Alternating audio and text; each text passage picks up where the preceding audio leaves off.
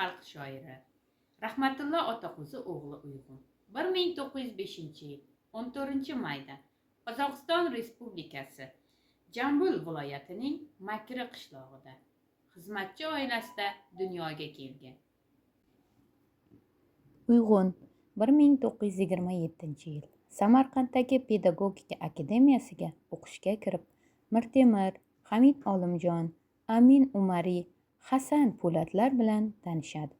Uyg'un yoshligidan she'rlar yozib, vaqtli matbuotda faol ishtirok eta boshladi.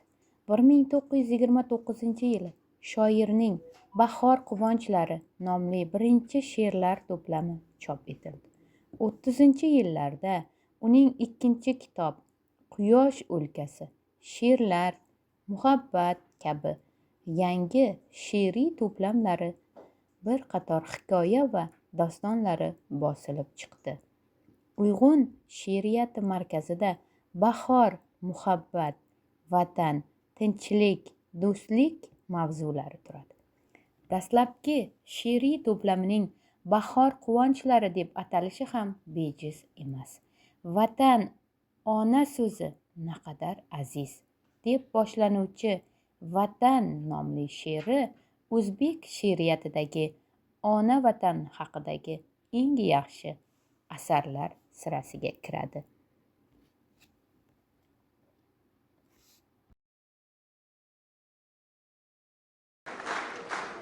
Nomus, bitta firibgar, bitta lo'ttivoz hammamizni qo'lga tushirdi, sharmanda qildi. Men endi nima degan odam bo'ldim? Aybim nima? Gunohim nima?